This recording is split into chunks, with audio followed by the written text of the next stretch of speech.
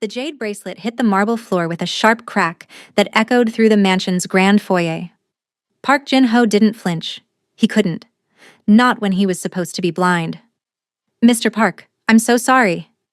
The new housekeeper's voice trembled as she rushed past him, her footsteps frantic against the polished floor. Through the dark glasses that had become his constant mask for the past 2 weeks, Jin-ho watched her kneel and carefully gather the broken pieces, her hands shaking. This was the third housekeeper in 4 months. The third woman who thought a blind widowed billionaire wouldn't notice how she treated his son. But Jin-ho noticed everything. Have you ever wondered what people would do if they thought you couldn't see them? What truths would be revealed? What kindness or cruelty would surface when they believed no one was watching? 2 weeks earlier, he'd walked out of Dr. Lee Min-jun's ophthalmology clinic with perfect vision and a plan that bordered on deception. The car accident that killed his wife Hae-won 6 months ago had left him with severe eye trauma. Everyone expected him to be blind for life. When the experimental surgery succeeded ahead of schedule, Dr. Lee had looked at him with concern. "The bandages can come off today, Jin-ho. You can see again." Jin-ho had stared at his reflection in the clinic mirror, seeing clearly for the first time in months. But instead of relief, he felt something else entirely. An opportunity. "No one can know," he had told Dr. Lee. "Not yet." His friend had frowned. "Why would you want people to think you're still blind?"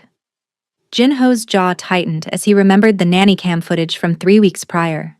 The housekeeper smiling sweetly to his face, then yanking his 7-year-old son Hyunwoo by the arm when she thought no one was watching.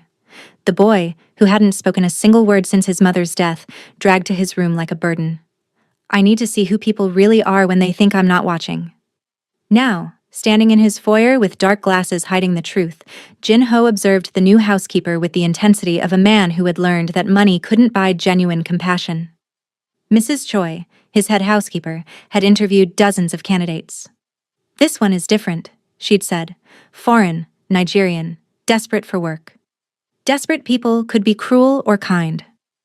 Jin-ho intended to discover which. "I'll replace it, Mr. Park," the woman said, her accent wrapping around his name in a way he'd never heard before. "I'll work extra hours, no pay, whatever it takes." "It's just a bracelet."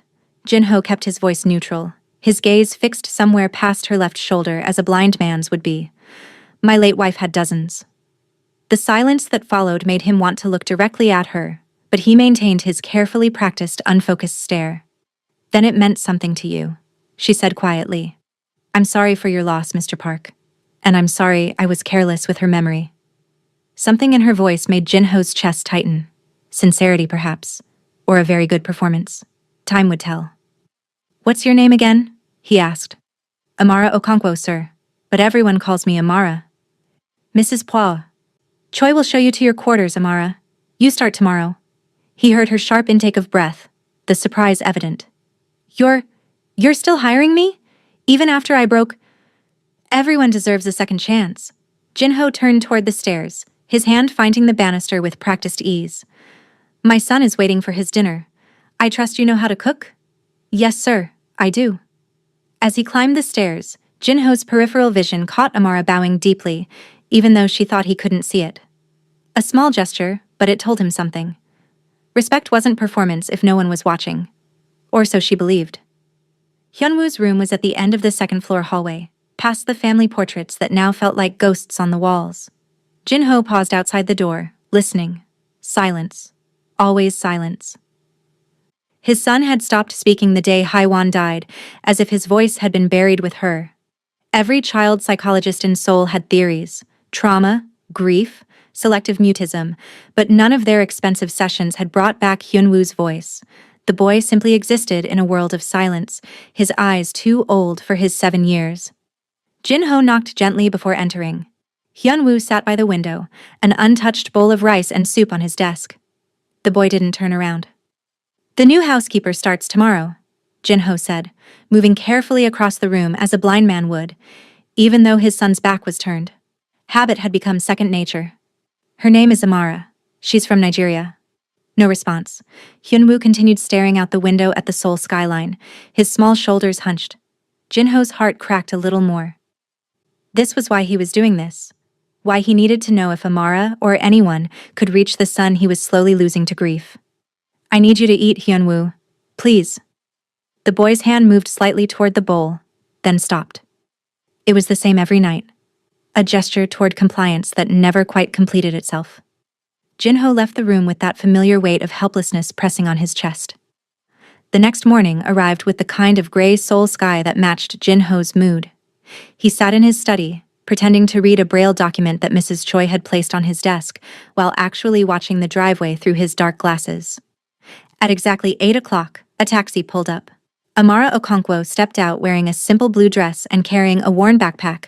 She paid the driver, counting out bills carefully, before bowing in thanks. Jinho noted the way she paused at the mansion's entrance, taking a deep breath as if steeling herself before pressing the doorbell. Mrs. Choi's voice crackled through the intercom in his study. "Sir, Miss Okonkwo has arrived." "Send her to meet Hyunwoo," Jinho said. "I want to know how she handles him." "Sir, shouldn't you meet with her first? Establish guidelines?" "Just do it, Mrs. Choi." He heard the older woman's disapproving sigh before the intercom clicked off. Mrs. Choi had worked for his family for 20 years and still treated him like the boy who used to steal cookies from her kitchen. But she didn't understand. Guidelines and rules meant nothing if the person enforcing them had no heart. Jinho moved silently through the hallway, positioning himself near Hyunwoo's room where he could observe without being noticed. The door was slightly ajar. Amara entered the room with Mrs. Choi, who immediately launched into a stern lecture about schedules, mealtimes, and proper behavior. Jinho watched his son, who sat on his bed clutching a stuffed rabbit, his mother's last gift, staring at nothing. "The boy doesn't speak," Mrs. Choi said bluntly. "Hasn't said a word in 6 months. Don't expect conversation. Just make sure he eats, bathes, and gets to his tutoring sessions on time." Amara's expression shifted, something soft and sad crossing her face. 6 months? Since his mother? Yes. Since the accident. Mrs. Choi's tone was clinical, detached. "I'll leave you to introduce yourself. Remember, Mr. Park is blind and relies on routine. Don't rearrange anything without permission." After Mrs. Choi left, silence filled the room. Jinho watched as Amara stood there, not moving toward Hyunwoo, not speaking, just observing. It stretched for nearly a minute. Then she did something unexpected. She sat down on the floor, cross-legged, several feet away from Hyunwoo's bed. Not approaching, not demanding attention, just sitting. "My name is Amara," she said quietly. "I come from very far away. A place called Nigeria in West Africa. It's so far that the sun rises here before it even thinks about waking up there." Hyunwoo's grip on the rabbit tightened slightly. Jinho noticed. "I have 5 younger brothers and sisters," Amara continued, her voice carrying a musical quality that seemed to fill the room without overwhelming it. "The youngest is 6, almost your age. His name is Chidi, and he's afraid of the dark." She paused, and Jinho saw her smile to herself. "Every night Chidi would cry and cry until I came and sat with him. Not talking, not forcing him to be brave, just sitting. Because sometimes the scariest thing about the dark is being alone in it." Hyunwoo's eyes flickered toward her for just a second. "I'm not going to make you talk to me," Amara said. "Or smile at me, or pretend everything is okay when it's not, but I'm going to sit here for a little while, if that's all right with you. Because nobody should have to be alone in the dark." Jinho felt something crack open in his chest. He watched as Amara began humming, a low, melodic tune he didn't recognize. It wasn't a lullaby exactly, but something warm and alive that seemed to wrap around the silence in the room and make it less heavy. After 10 minutes, Hyunwoo slowly released his death grip on the rabbit. After 15, his shoulders lowered from their permanent hunch. After 20, he lay down on his bed, still clutching the toy, but his eyes were closed. Amara stood quietly and retrieved a blanket from the chair, draping it over him with the gentleness of someone who understood fragile things. Then she left the room, closing the door softly behind her. Jinho barely made it back to his study before she passed in the hallway. "Mr. Park." Her voice made him freeze. He turned, keeping his expression neutral, his gaze unfocused. "Yes?" "I just wanted to say, Hyunwoo is resting. He seemed tired." "Did he eat?" "No, sir, but I didn't push. I thought maybe trust comes before appetite." Jinho felt the words settle over him like a revelation.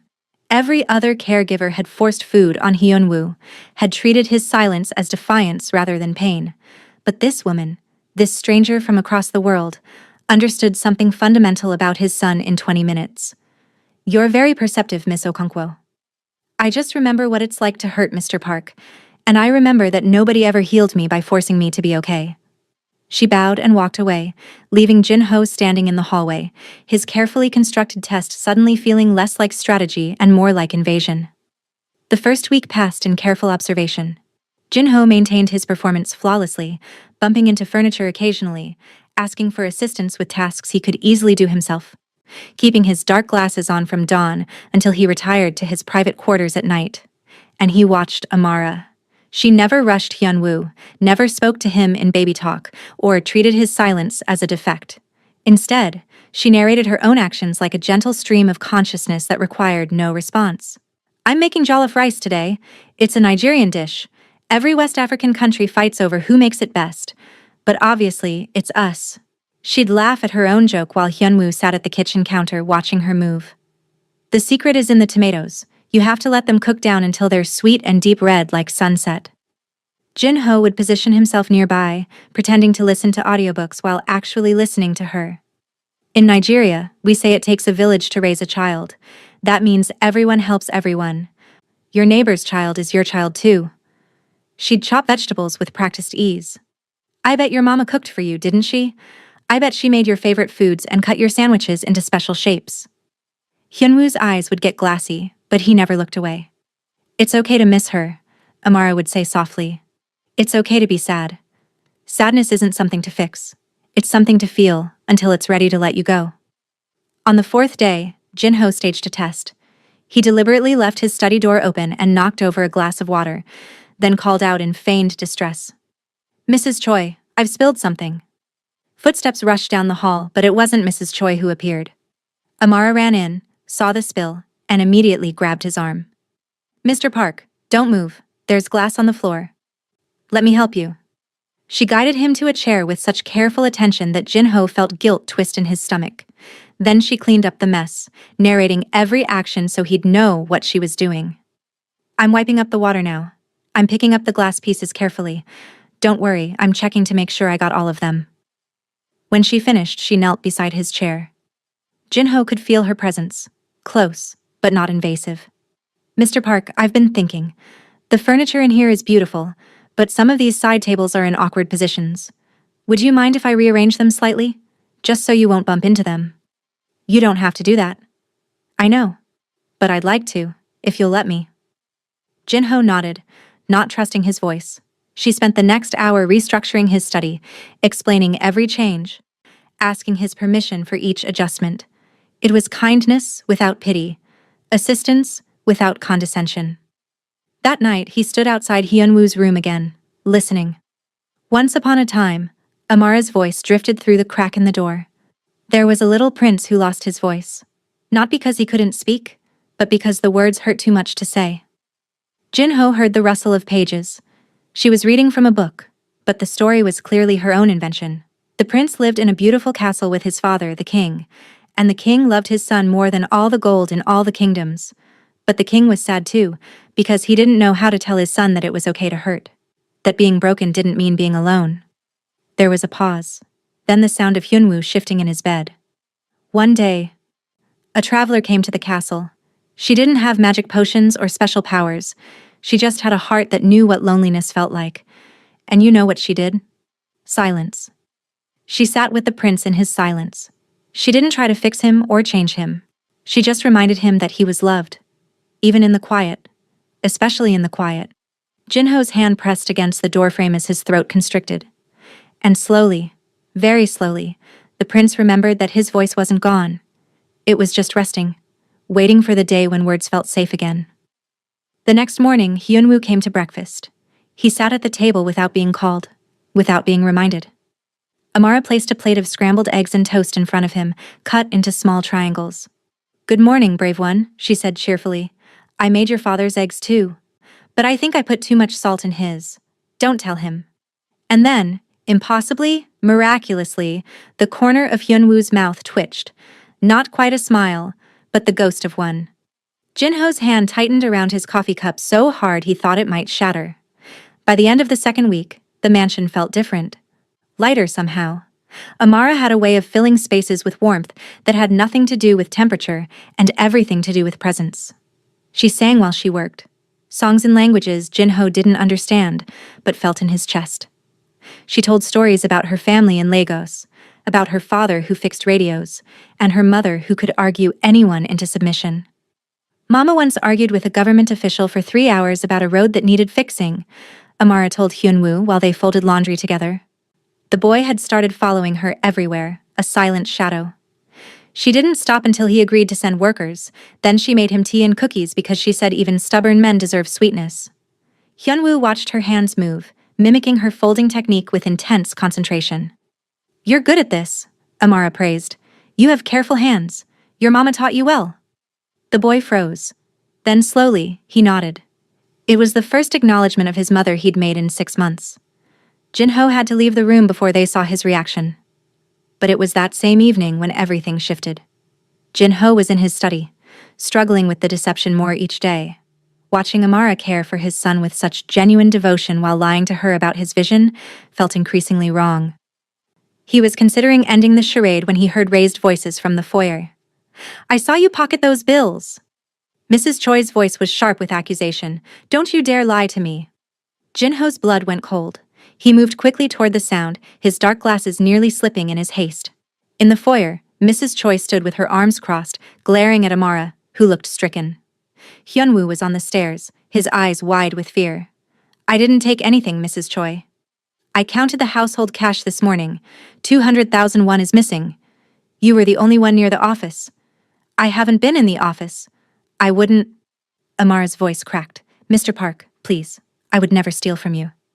Jinho felt the moment crystallize around him. This was it. The real test. Not of Amara's character, but of his own. "Search her quarters," he heard himself say, the words tasting like ash. Amara's face crumpled. "Mr. Park. If you have nothing to hide, you won't mind." He hated himself as he said it, hated the tremor in Amara's voice, the way Hyunwoo gripped the banister like it was the only solid thing in a tilting world. Mrs. Choi marched Amara upstairs, triumphant. Jinho stood in the foyer, his heart hammering, wondering if he'd just destroyed the best thing that had happened to his family in months. 20 minutes later, Mrs. Choi returned, her expression sour. "Nothing. She's clean." "Of course I am," Amara said quietly, descending the stairs with wounded dignity. "I come from poverty, Mrs. Choi. I know what it's like to have nothing. That's exactly why I would never take what isn't mine. The money is still missing." "Then perhaps you should check your own pockets before accusing others," Amara said, her voice steady despite the tears on her cheeks. Mrs. Choi's face flushed red. "How dare you?" "That's enough." Jinho raised his hand. "Mrs. Choi, check your office again, carefully." The older woman huffed, but complied. The silence that followed was suffocating. Jinho could feel Amara's pain like a physical thing in the room, but he couldn't look at her. Couldn't break character. "Not yet." "Mr. Park," Amara said softly. "I understand if you want me to leave. But please, let me say goodbye to Hyunwoo first." "You're not going anywhere." "But you don't trust me." "I said you're not leaving." Mrs. Choi returned, looking deeply embarrassed. "The money was in my desk drawer. I must have put it there yesterday and forgotten." No apology, no acknowledgement of the damage done. She simply turned and walked away. Amara stood in the middle of the foyer, shaking. Hyunwoo ran down the stairs and grabbed her hand, pulling her toward the kitchen with desperate urgency. Jinho heard her break down crying once they were out of sight. That night, he couldn't sleep. His deception had allowed Mrs. Choi's accusation to wound someone who deserved better, someone who had been nothing but kind to his son, to him, to everyone in this house. At 2 a.m, Jinho found himself standing outside the kitchen. Light spilled from under the door. He pushed it open quietly.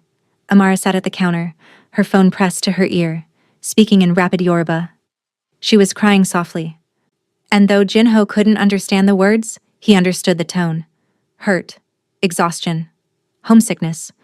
When she hung up, she buried her face in her hands. "I'm sorry," Jinho said. She jumped, spinning around. "Mr. Park, I didn't hear you." She wiped her eyes quickly. "I'm sorry for crying. I'm okay. I'm fine." "You're not fine." He moved into the kitchen, his hand finding the counter's edge. And you have every right not to be. Mrs. Choi found her money.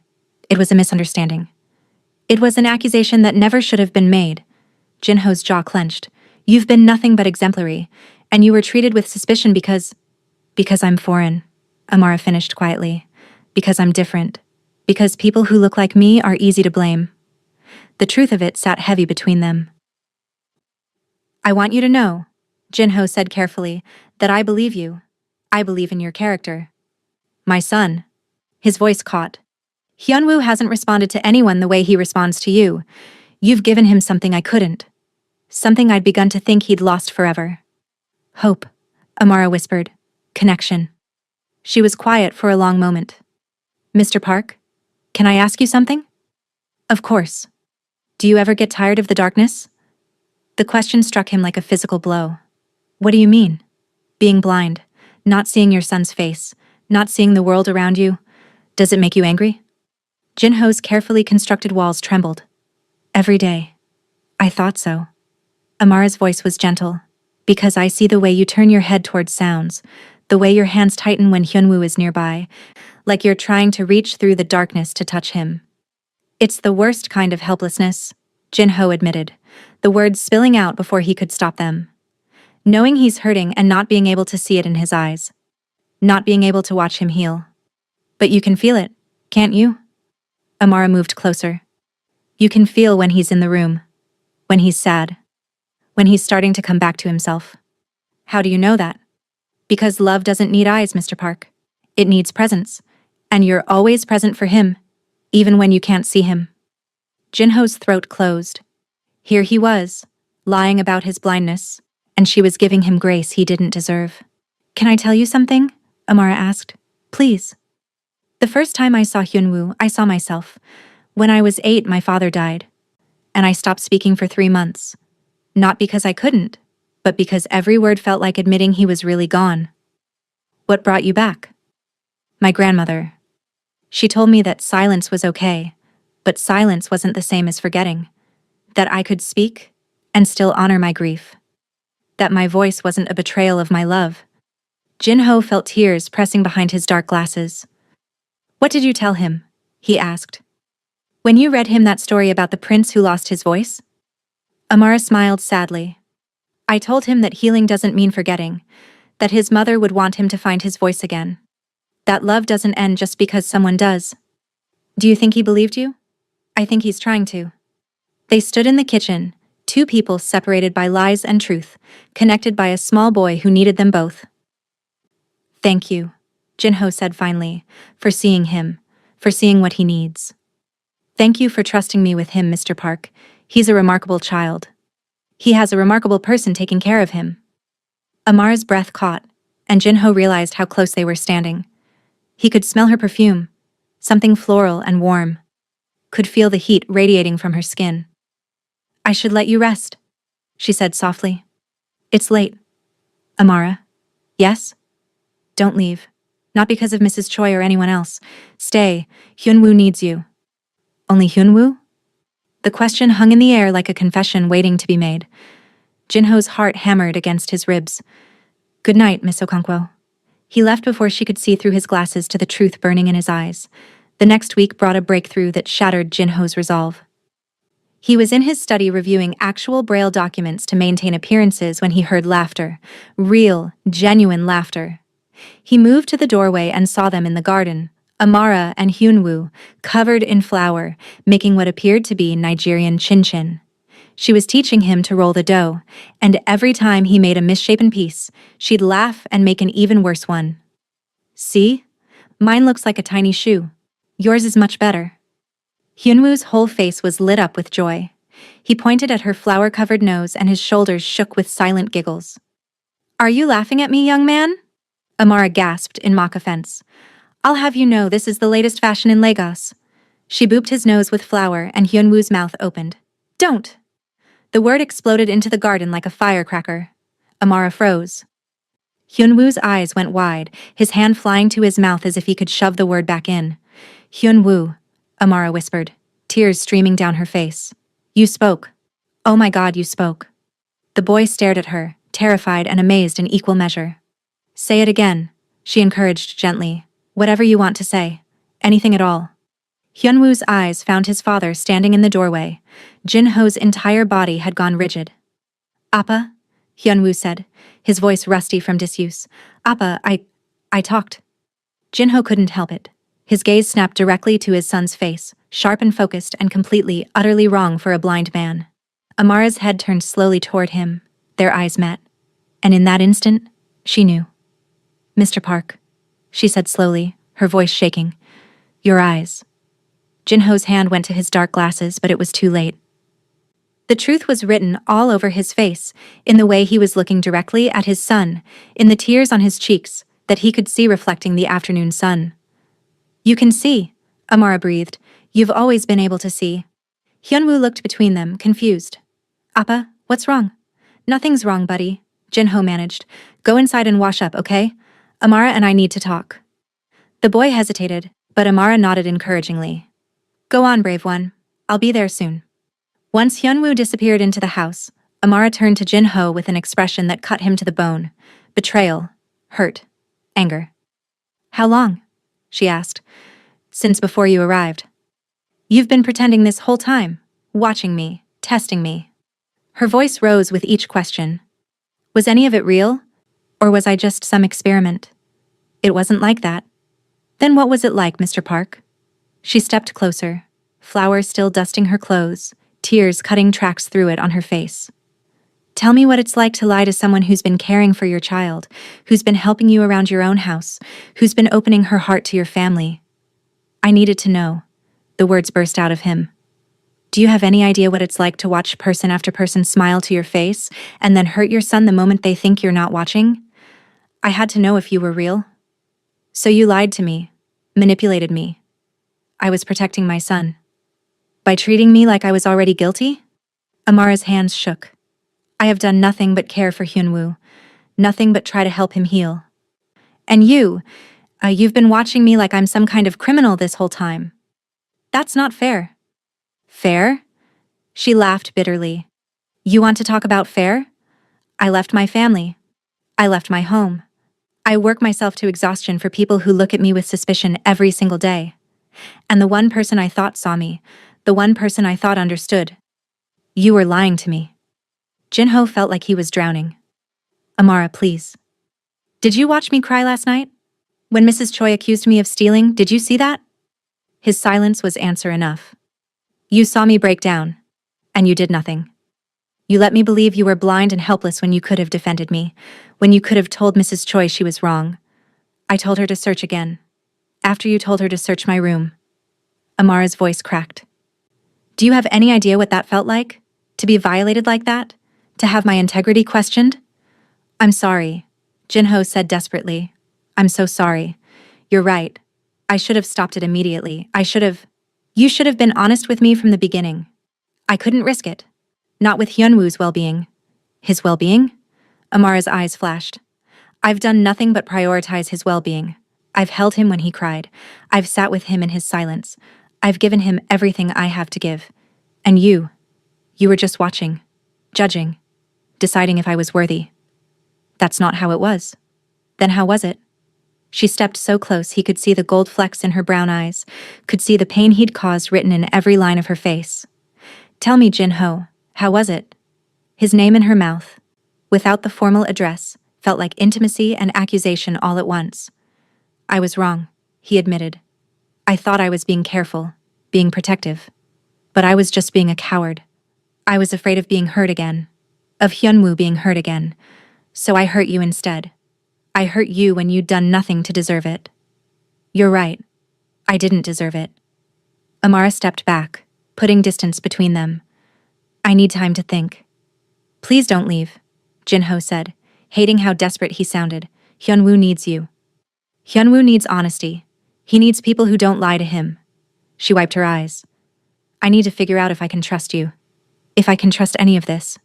She walked past him into the house, and Jin-ho stood in the garden alone, surrounded by flower and the evidence of joy he'd just destroyed. The rest of the day was agony. Amara avoided him completely, focusing all her attention on Hyunwoo. The boy was too excited about finding his voice again to notice the tension, chattering in short bursts about everything and nothing. Amara, look, a bird. I see it, sweetheart. It's beautiful. Appa, Amara made chin-chin. It's good. I'm sure it is, Hyunwoo. But every time Jinho tried to catch Amara's eye, she looked away. The light that had been growing in the house dimmed again, replaced by a cold formality that hurt worse than silence. That night, Jinho couldn't sleep. At midnight, he heard footsteps in the hallway and looked out to see Amara heading downstairs with her backpack. Panic seized his chest. He followed her to the kitchen and found her packing her belongings into the bag, a few changes of clothes, some toiletries, a worn Bible. You're leaving. It wasn't a question. Amara's hands stilled. I can't stay here, Jinho, not like this. Because I lied to you? Because I don't know what's real anymore. She turned to face him, and the exhaustion in her eyes broke something in him. Did you mean any of it? The conversations we had? The things you said? Every word. How can I believe you? Her voice was soft, defeated. You're good at pretending. You pretended to be blind for weeks. How do I know you're not pretending now? Jinho removed his dark glasses, setting them on the counter between them like a surrender. I can't make you believe me. I can't undo what I did. But I can tell you the truth now. All of it. And hope that counts for something. Amara crossed her arms, waiting.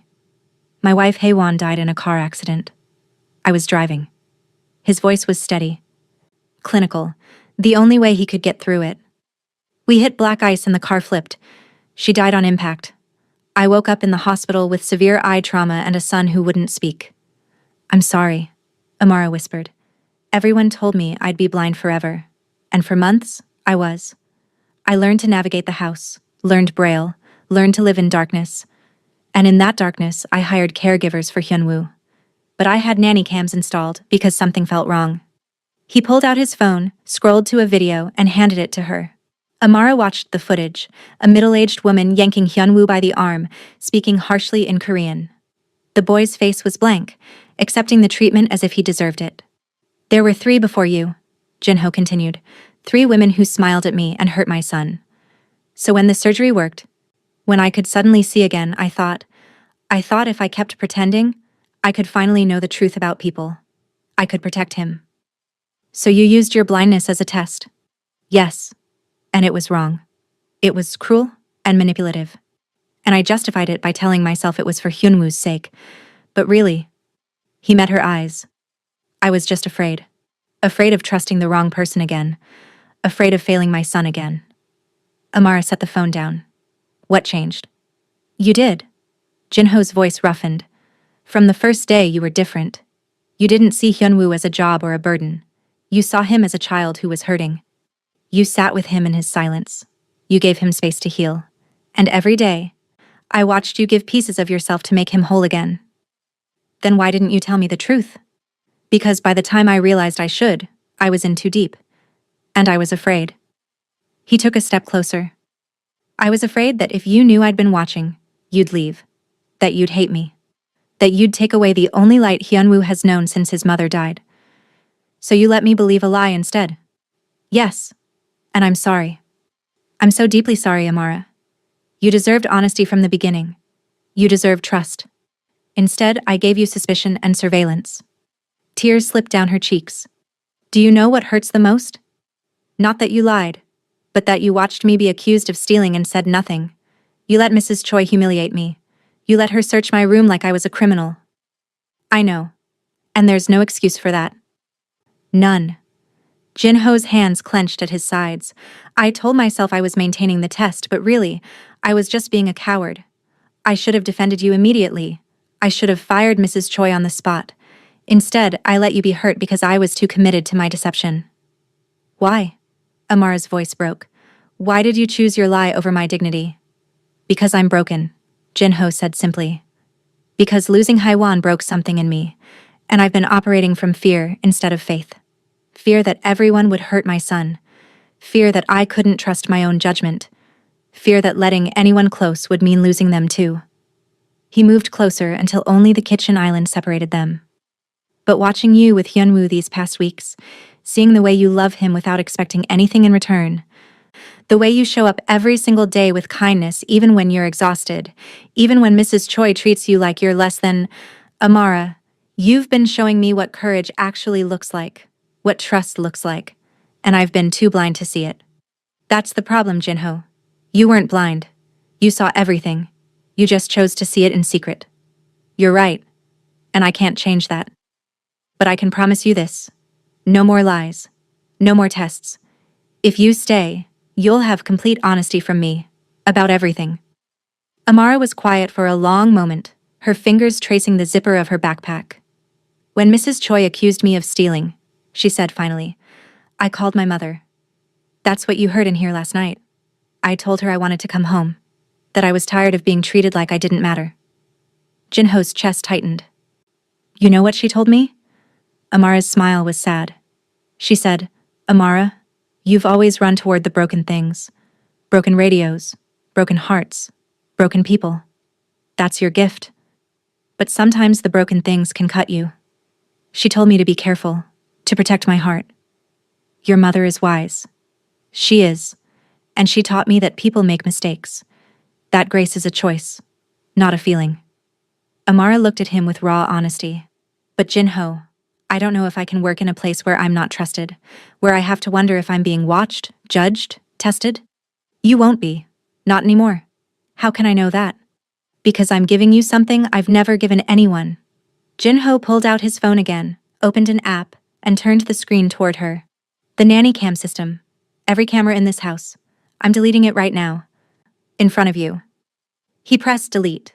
The confirmation screen appeared. Are you sure you want to permanently delete all footage and deactivate all devices? Wait, Amara said. Those cameras, they keep Hyunwoo safe. You said yourself, the other caregivers.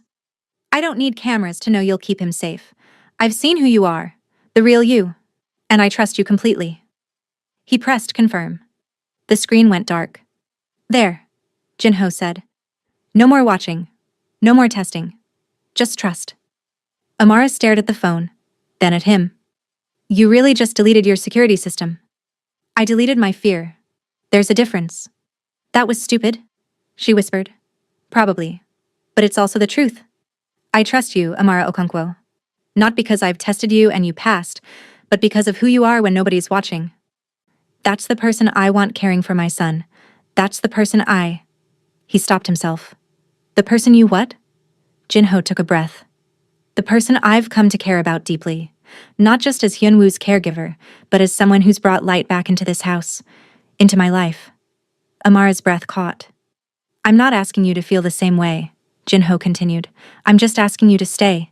Give me a chance to earn your trust the right way. Let me prove that I can be honest. That I can be worthy of the gift you've given my family. She stood there, emotions warring across her face. Finally, she unzipped her backpack and started unpacking her things, placing them back on the counter one by one. I'm not staying because of what you said, she told him firmly. I'm staying because of Hyunwoo. Because that little boy just found his voice again, and he needs stability. He needs to know that people don't just leave. I understand. But, Amara continued, meeting his eyes, I need you to understand something too. Trust isn't just given back because someone apologizes. It's earned day by day, choice by choice. And right now, I'm choosing to give you a chance to earn it. But only one chance, Jinho. I won't be lied to again. You have my word. Complete honesty about everything. Then tell me something true right now. Something you haven't told anyone. Jinho didn't hesitate. I blame myself for Haiwan's death every day, and some part of me has been punishing myself by staying in the dark even after I could see again. Because if I couldn't see, I couldn't fully live. And I didn't think I deserved to fully live when she couldn't. The words hung in the air, raw and bleeding. Amara's expression softened. That's not truth, Jinho. That's guilt lying to you. What's the difference? Truth sets you free. Guilt keeps you trapped. She moved around the island, standing close enough that he could see the compassion in her eyes.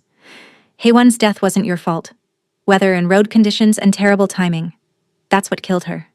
Not you. And staying in darkness, literal or metaphorical, doesn't honor her memory. Living does. Loving your son does. Healing does. How are you so wise? I'm not wise. I'm just someone who knows what it's like to carry guilt that doesn't belong to me. She touched his hand briefly, then pulled back. My father died of a heart attack when I was 8. I spent years thinking that if I'd just been quieter, caused less stress, maybe he'd still be alive. But my grandmother told me that love isn't measured in what we prevent. It's measured in what we give. And you're giving Hyunwoo everything you have, Jinho. That's what matters. I'm trying, but I keep failing. You're human. Humans fail. What matters is that you keep trying.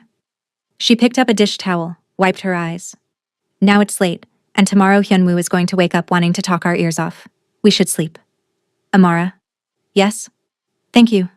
For staying. For giving me another chance. Don't thank me yet. You still have to earn it. She left the kitchen, and Jinho stood alone in the quiet, feeling something he hadn't felt in months. Not quite hope, but maybe the possibility of it. The next morning brought a different kind of tension. Hyunwoo bounced into the kitchen at breakfast, chattering excitedly. Amara, guess what? I dreamed I could fly, and Appa was there, and you were there, and we flew over the ocean. Amara smiled, preparing his favorite breakfast. That sounds like a wonderful dream. Brave one? And Appa could see. In my dream, he could see everything. Hyunwoo turned to his father. Appa, I wish you could really see. Then you could see how pretty Amara is. Jinho choked on his coffee. Amara's cheeks flushed. Hyunwoo, Jinho managed. But it's true. Amara is pretty and nice, and she makes the best chin-chin in the whole world. I don't know about the whole world, Amara laughed, setting his plate down. But thank you, sweet boy. Mrs. Choi entered the kitchen, her expression sour. Mr.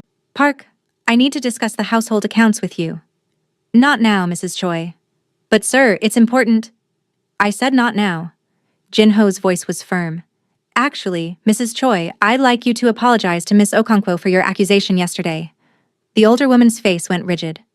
I found my mistake. Isn't that apology enough? No, it's not. Jinho stood, and even though he'd abandoned his dark glasses that morning, his presence commanded the room. You accused Amara of theft without evidence. You humiliated her. You demanded her room be searched like she was a criminal. That requires an actual apology. Mrs. Choi's mouth opened and closed like a fish. Finally, she turned to Amara with barely concealed resentment. I apologize for the misunderstanding. That's not an apology, Jinho said coldly. Try again, this time with sincerity. The kitchen went silent. Hyunwoo watched with wide eyes. Mrs. Choi's face flushed red, but she bowed slightly. Miss Okonkwo, I apologize for accusing you of theft. It was wrong of me. I should have been more careful before making such a serious allegation. Amara nodded graciously. Apology accepted, Mrs. Choi. After the older woman left, Hyunwoo looked at his father with new respect. Appa, you were scary. Sometimes we have to be scary to protect people we care about, Jinho said, glancing at Amara. She met his eyes, and something passed between them. Not forgiveness, not yet, but acknowledgement. He was trying. The days that followed were careful ones. Jinho kept his promise of complete honesty, sometimes to almost uncomfortable degrees. I'm going to my study now, he'd tell Amara. I have a conference call with the board. It will probably be boring and full of people trying to impress me. The garden looks beautiful today, he'd comment. I can see every flower from my window. The roses are your favorite, aren't they? I noticed you always pause to smell them. I'm struggling with something, he'd admit during dinner. Hyunwoo's therapist wants to increase his sessions, but I'm afraid it might overwhelm him. What do you think? And slowly, cautiously, Amara began to respond with her own truths. I miss my family terribly, she'd say while cooking. My youngest sister sent me a video yesterday of her school play, and I cried for an hour. Sometimes I feel like an outsider in this house, she'd admit.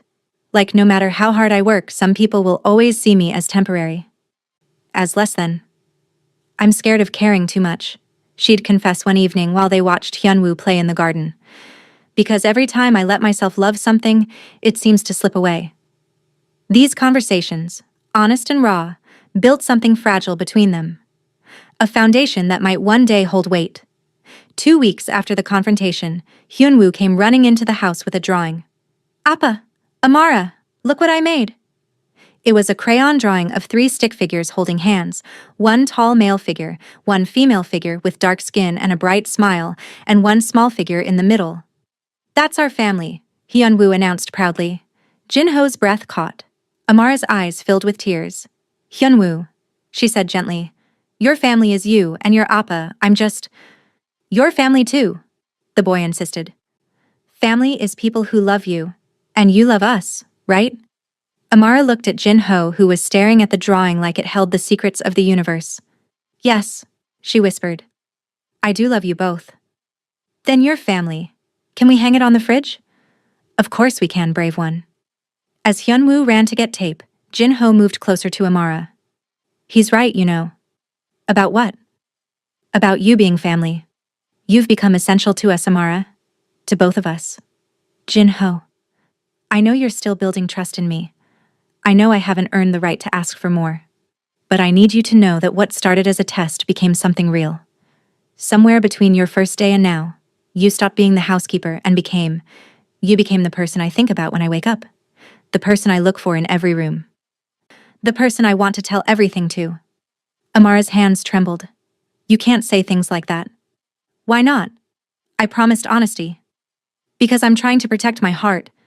The words burst out of her. "Don't you understand? I've already lost so much. My father, my home, my family. Every time I let myself care about something here, I have to remember that I'm temporary. That my visa could be denied. That I could be sent home. That this beautiful life I'm building could disappear. What if it didn't have to be temporary?" "What are you saying?" Jinho took her hands in his and she didn't pull away. "I'm saying that I want you to stay. Not as an employee. Not as someone I'm testing or watching or evaluating. But as someone who belongs here. With us. With me." "You're talking crazy." "Maybe.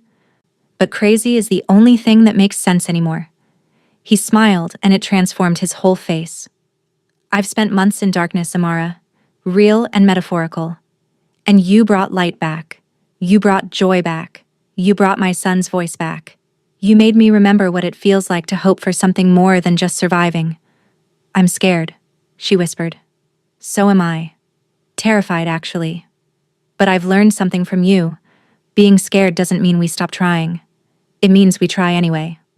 Hyunwoo returned with the tape, oblivious to the moment he was interrupting. "Amara, help me hang it up high." They moved together to hang the drawing on the refrigerator, their hands brushing as they worked. When it was secure, Hyunwoo stepped back with satisfaction. "Perfect. Now everyone will know we're family." That night, after Hyunwoo was asleep, Jinho found Amara in the garden. She was sitting on the bench beneath the rose trellis, looking up at the stars. "In Nigeria," she said as he sat beside her, "we have a saying, the river that forgets its source will dry up. I think about that a lot here. About not forgetting where I came from, even as I build something new." "You could have both," Jinho said. "Your past and your future. They don't have to be separate things." "How?" "We could visit Nigeria together. You, me, and Hyunwoo. You could show us where you grew up. Introduce us to your family. We could make sure that Hyunwoo grows up understanding that love isn't limited by geography or culture." Amara turned to him, eyes wide. "You'd do that?" "I'd do anything to make you feel like you belong, because you do, Amara. You belong here. With us." "I don't know if I'm ready for this," she admitted.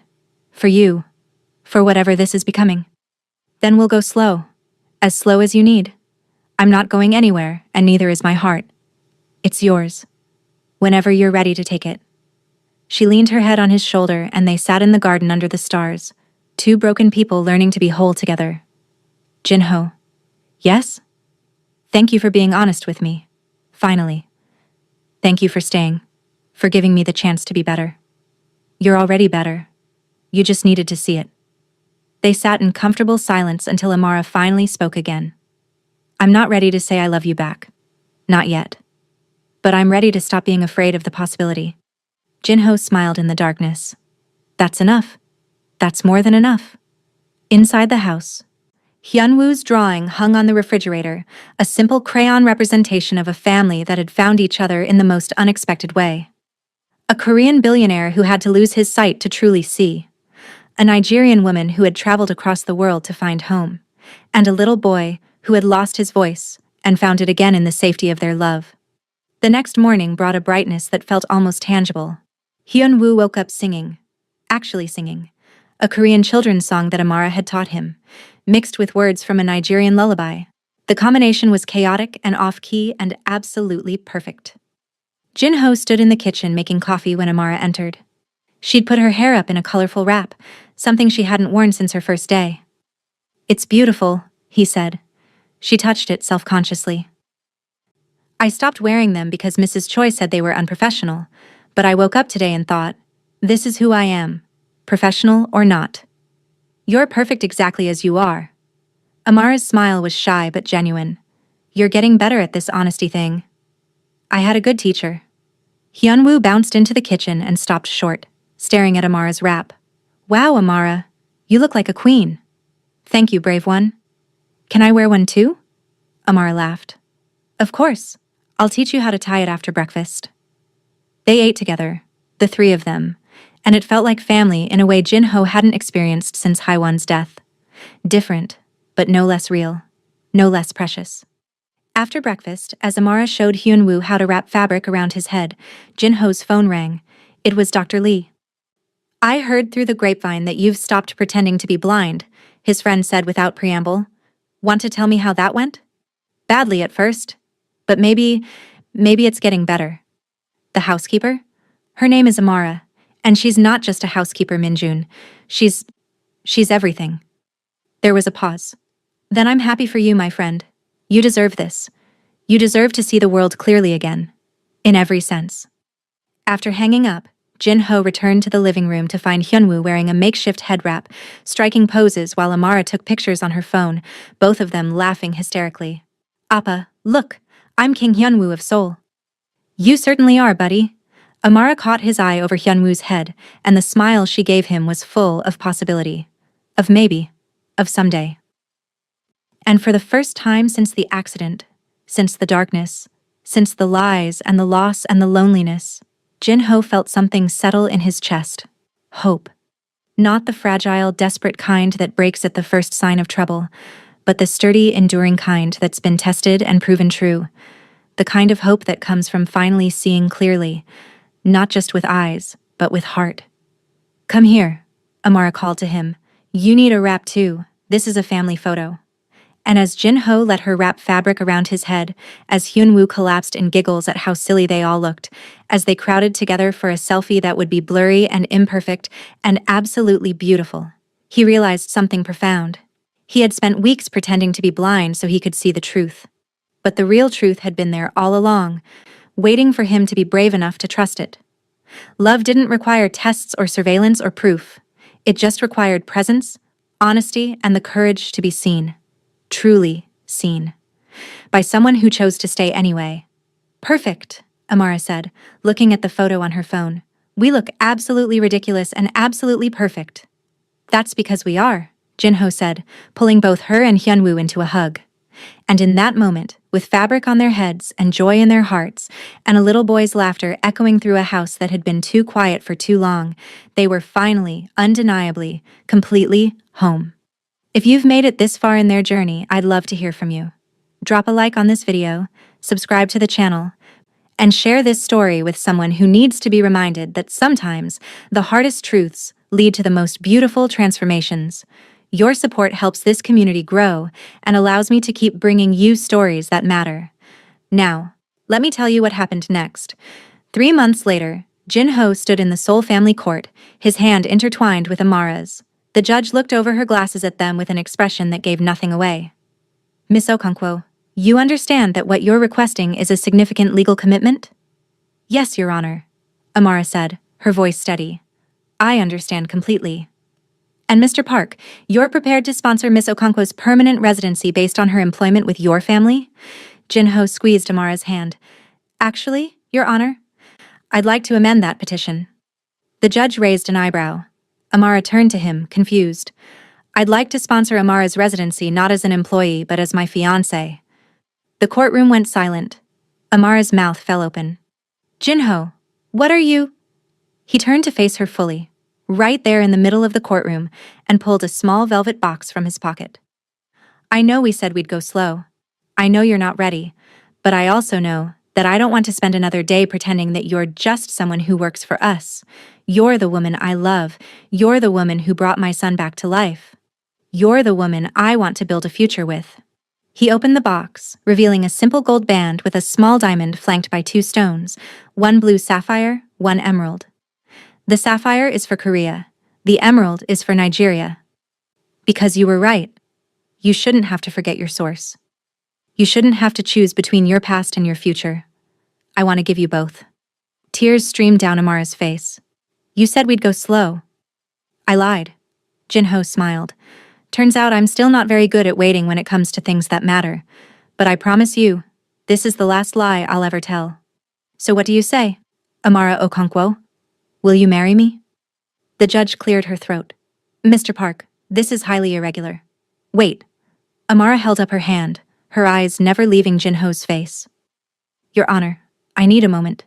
She pulled Jinho aside, away from the bench, her voice dropping to a whisper. Are you sure about this? Really sure? Because I come with a whole family that will want to be involved. 5 siblings who will call at all hours. A mother who will have opinions about everything. Cultural differences that won't just disappear because we love each other. I'm counting on it, Jinho said. Hyunwoo deserves a big, loud, complicated family, and so do I. What about Mrs. Choi? What about your board of directors? What about the fact that I love you? Jinho cupped her face in his hands.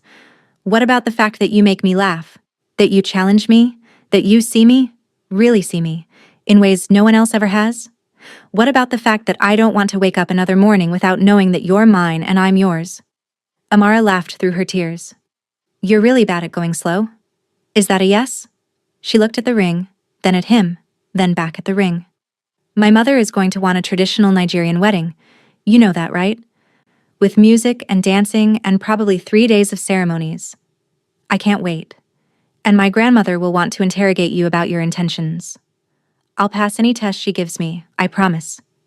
And Shidi will probably try to see if you're good enough for his sister by challenging you to a soccer match. I'll lose gracefully. Amara wiped her eyes, smiling so wide it looked like it hurt. Then yes. Yes, Jinho Park. I'll marry you. The courtroom erupted in applause as he slid the ring onto her finger. Even the judge was smiling. Well, Her Honor said, banging her gavel, I suppose we'll need to file some additional paperwork. That evening, they told Hyunwoo together. The boy was in his room, working on a drawing, another family portrait, this one more elaborate than the first. Hyunwoo, Jinho said, sitting on the edge of the bed. Amara and I have something to tell you. The boy looked up, eyes bright. Are we going to Nigeria? You promised we could visit. We are, Amara assured him. But first, we wanted to ask you something important. Hyunwoo set down his crayons, suddenly serious. What is it? How would you feel? Jinho asked carefully. If Amara became part of our family? Officially. Forever. The boy's eyes went wide. You mean like she'd be my new mom? Not your new mom, Amara said quickly, kneeling beside him. Nobody could ever replace your mom, Hyunwoo. She'll always be your mother. Always. But I could be, if you wanted, I could be someone else who loves you. Someone else who's here for you. Like a bonus mom? Hyunwoo asked. Amara laughed, tears in her eyes. Yeah, brave one. Exactly like a bonus mom. Hyunwoo looked at his father, then at Amara, then at the drawing in front of him. He'd added a 4th figure, a smaller woman with angel wings, watching over the family of 3. I drew Mommy, he said quietly. Because she's still here, right? Even if we can't see her? Jinho's throat closed up. Yes, buddy. She's still here. Then I think she'd be happy, Hyunwoo decided. I think she'd want us to have Amara. Because Mommy loved us. And Amara loves us. And you can never have too many people who love you. Out of the mouths of babes. Amara pulled Hyunwoo into a fierce hug. You're the wisest person I know. I know, the boy said matter-of-factly. Now can we have chin-chin for dinner to celebrate? They laughed, and for the first time since Haewon's death, laughter in that house didn't feel like betrayal. It felt like healing. 6 months later, they stood on a beach in Lagos, surrounded by Amara's entire extended family. The sun was setting over the Atlantic, painting the sky in shades of orange and gold that seemed impossibly bright. Amara wore traditional Nigerian wedding attire, layers of vibrant fabric in gold and emerald, her head wrapped in matching geel that added 6 inches to her height. Jinho wore a matching agbada, looking slightly uncomfortable but determined. "You look beautiful," he told her as they waited for the ceremony to begin. "You look terrified," she countered, smiling. "Your uncle has been glaring at me for the past hour." "That's Uncle Emeka. He glares at everyone. It's how he shows affection." Hyunwoo ran up, wearing his own small agbada, barely able to contain his excitement. "Appa, Amara, Chidi taught me a dance. Can I show you?" "Later, brave one," Amara said, adjusting his outfit. "Right now, we need you to be the ring bearer, remember?" "I remember. I practiced." He patted his pocket where the rings were safely stored. The drums started, deep, rhythmic beats that Hyunwoo felt in his chest. Amara's mother approached, wearing white, her face a mixture of joy and sternness. "You," she said, pointing at Jinho. "You will take care of my daughter?" "With my life, ma'am." "And you will respect her culture? Her family?" "I will honor it as my own." She studied him for a long moment, then nodded. "Good. Because if you don't, you answer to me. And I am much scarier than any billionaire CEO. Jinho believed her. The ceremony was everything Amara had warned him about and more. Hours of celebration, multiple outfit changes, enough food to feed a small army. Her grandmother did indeed interrogate him, in a mixture of English and Yoruba that kept him on his toes. Her siblings danced circles around him literally, pulling him into choreography he had no hope of mastering. But through it all, Amara was there. Laughing when he stumbled, whispering translations when he was lost, her hand in his like an anchor. When it came time for their vows, they stood before both families, Amara's massive, boisterous Nigerian clan, and Jinho's smaller, more reserved Korean relatives who had flown in for the occasion. "I see you," Jinho said, his voice carrying over the crowd. "Not the way I thought I needed to, through tests or surveillance or fear. But the way you deserve to be seen, with trust, with admiration, with love. You taught me that sometimes you have to close your eyes to truly see what matters." Amara's hands trembled in his. "You brought me halfway around the world," she said, not knowing that I was coming home, because home isn't a place. It's not Nigeria or Korea or any point on a map. Home is wherever love lives, and my love lives with you, with Hyunwoo, with the family we're building together. When they kissed, the crowd erupted. Drums beating, voices cheering, pure joy made sound. Hyunwoo tugged on Jinho's agbada. "Appa, does this mean we're Nigerian now too?" Jinho laughed, scooping him up. "It means we're family, buddy. All of us. Together." As the sun set completely and the party moved into its second phase, the one that would last until dawn, if Amara's family had anything to say about it, Jinho found a quiet moment with his new wife. They stood at the edge of the celebration, watching their families mingle. Mrs. Choi was attempting to learn a Nigerian dance from Amara's youngest sister. Dr. Lee was deep in conversation with Amara's father about, of all things, vintage radios. Hyunwoo was in the center of it all, surrounded by new cousins, laughing so hard he could barely breathe. "Thank you," Jinho said. "For what?" "For staying. That first night when you wanted to leave. Thank you for giving me a chance I didn't deserve." Amara leaned her head on his shoulder.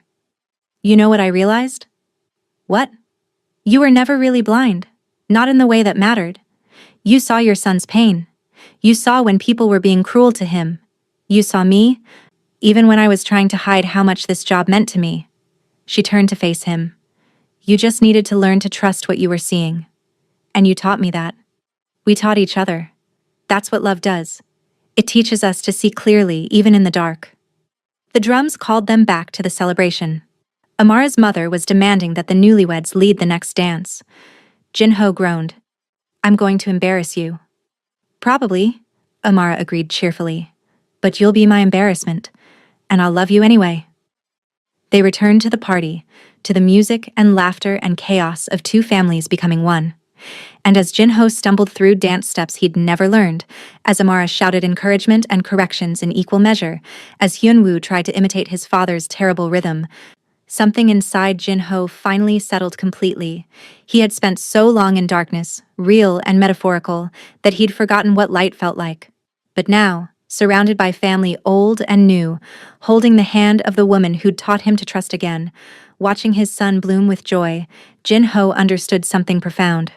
Sight wasn't about eyes, it was about heart, and his heart could finally see clearly. 1 year later, Jin-ho sat in the garden of their Seoul home, watching Amara teach their newest addition, a 6-month-old daughter named Blessing Haewon Park, to feel the texture of rose petals. "Gentle little one," Amara murmured. "See how soft they are?" Hyunwoo, now 9 and rarely quiet, narrated the entire scene. "And when she's older, I'll teach her to make chin-chin, and to speak Korean and English and Yoruba, and to—" "Breathe, brave one," Amara laughed. "She needs to learn to walk first." Jin-ho captured the moment on his phone, then sent it to the family group chat that now included 43 people across 2 continents. Within seconds, responses flooded in. Heart emojis from Amara's siblings, a formal "very good" from his mother, a string of excited messages from Amara's mother about when they'd visit again. Mrs. Choi appeared with tea, her demeanor softer than it had been 2 years ago.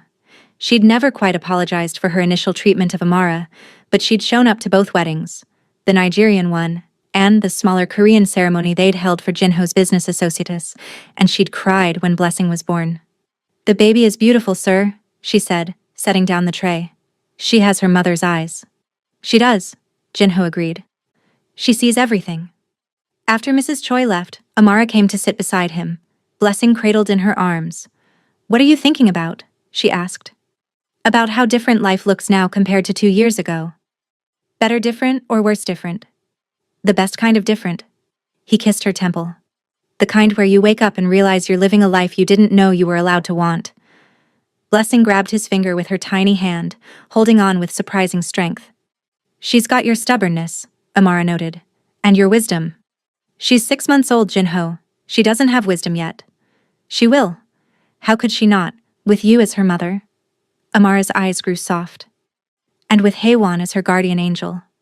That's why we gave her both names, so she'd know she comes from love. Multiple kinds of love." They sat in comfortable silence, watching Hyunwoo chase butterflies, listening to Blessing's happy gurgles, feeling the warmth of late afternoon sun. "Jin-ho," Amara said eventually. "I'm glad you pretended to be blind." He pulled back, surprised. "Really? Really? Because if you hadn't, we might have missed this. You might have hired someone else. I might have gone to work for another family. We might have walked right past each other, 2 people who needed each other but never knew it. I hurt you, though. The deception taught us both something important." She looked at him with those eyes that had first seen through his performance to the broken man beneath. "It taught you to trust. And it taught me that people are worth second chances, that mistakes don't define us. What we do after the mistakes, that's what matters. I don't deserve you." Good thing love isn't about deserving then. It's about choosing. Every day I choose you. Every day you choose me. And every day we choose this family we've built. Blessing yawned, her tiny face scrunching up in a way that made them both laugh. "I should put her down for a nap," Amara said, standing. "Hyunwoo, come inside. Time to start your homework." "5 more minutes," the boy called back. "Now, brave one." "Fine." But he was grinning as he ran inside. Jin-ho stayed in the garden, watching his family disappear into the house. Through the window, he could see Amara settling Blessing into her crib, singing a Nigerian lullaby. Hyunwoo was already at the kitchen table, books spread out, asking questions in his endless curiosity. And Jin-ho realized something.